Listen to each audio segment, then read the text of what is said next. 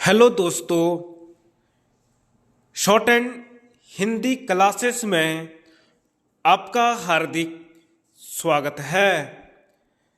दोस्तों, आज की डिक्टेशन 80 शब्द प्रति मिनट की गति से बोली जाएगी। डिक्टेशन स्टार्ट करते हैं 5 सेकंड बाद।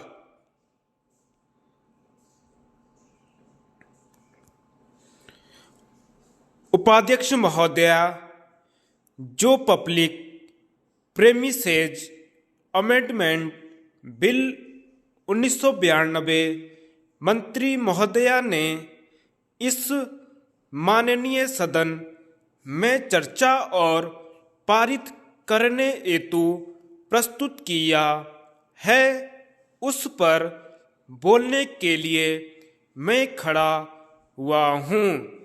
इस विधेयक के उद्देश्यों में मंत्री महोदया ने कहा है कि आज जो प्रादेशिक सरकारें हैं, उन्होंने सरकार से आग्रह किया है कि उनकी जो संपत्ति आज दिल्ली और केंद्र शासित प्रदेशों में है, वह इस विधेयक की परिभाषा में नहीं आती। इसलिए उनको इस विधेयक की परिभाषा में लाने के लिए यह संशोधन अनिवार्य है। अनुच्छेद 3 में उन्होंने यह भी कहा है कि आज दिल्ली में स्थित जो सरकार के गेस्ट हाउस हैं और जो विभिन्न सांसदों की अनुशंसा पर उनके अतिथियों को कुछ समय के लिए दिए गए थे, आज उनको खाली करवाना भी सरकार के लिए एक टेढ़ी खीर बन गया है। इसलिए भी यह संशोधन आवश्यक है। उन्होंने यह भी कहा है कि आज जो ऐसे वाहनों को खाली करवाने की प्रक्रिया है, उसको छोटा करने की आवश्यकता है और इस समय जो इस प्रक्रिया में अपील का प्रावधान है, उसको भी समाप्त करने की बात कही गई है।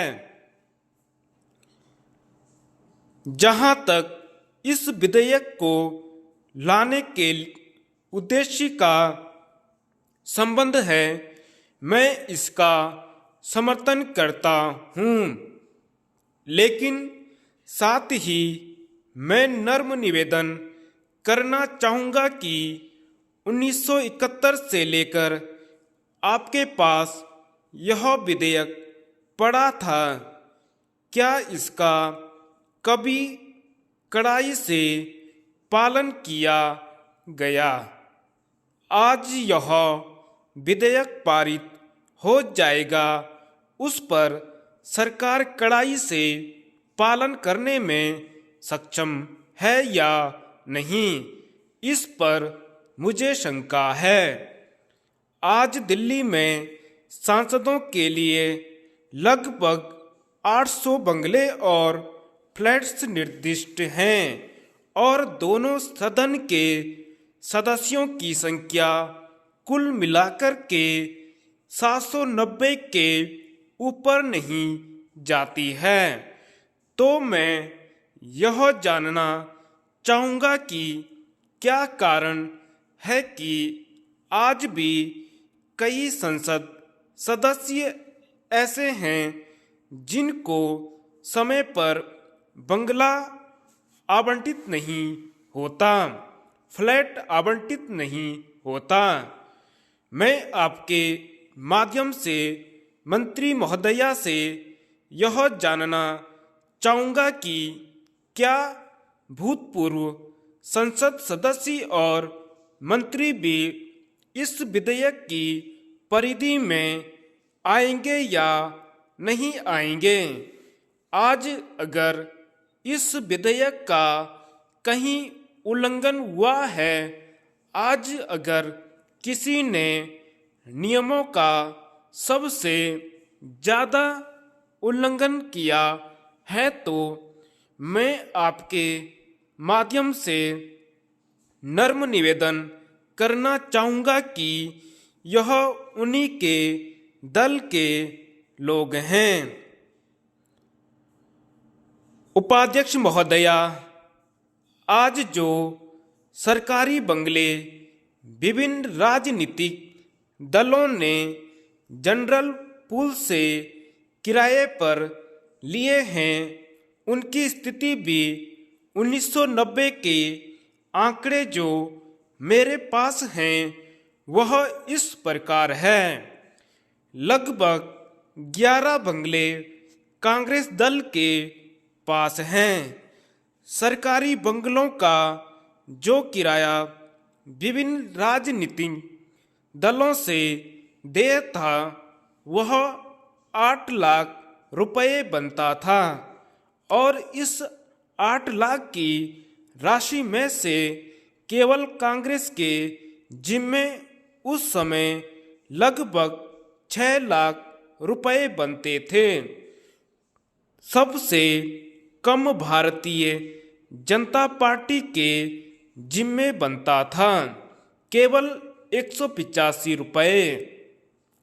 आज मैं समझता हूँ कि शायद भारतीय जनता पार्टी के जिम्मे एक भी पैसा देय नहीं होगा। इसका श्रेय हमारी पार्टी के नेताओं को जाता है, क्योंकि भारतीय जनता पार्टी एक अनुशासित दल है।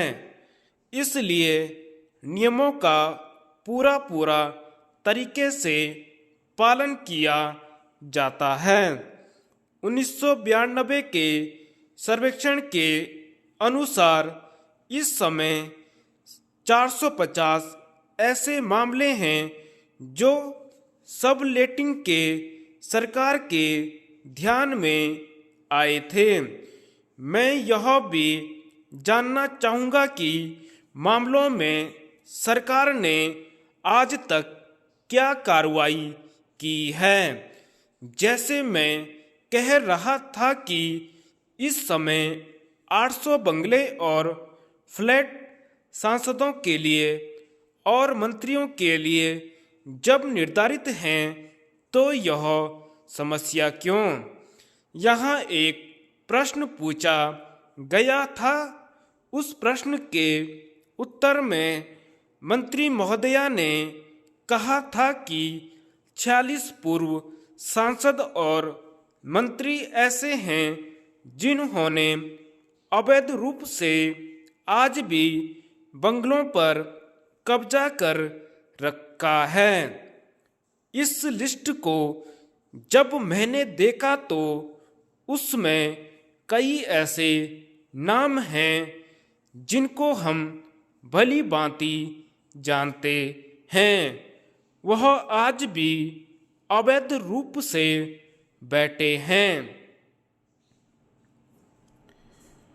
मुझे लगता है कि सरकार ने किसी न किसी बहाने से उनका वहाँ रहना वैध कर दिया है।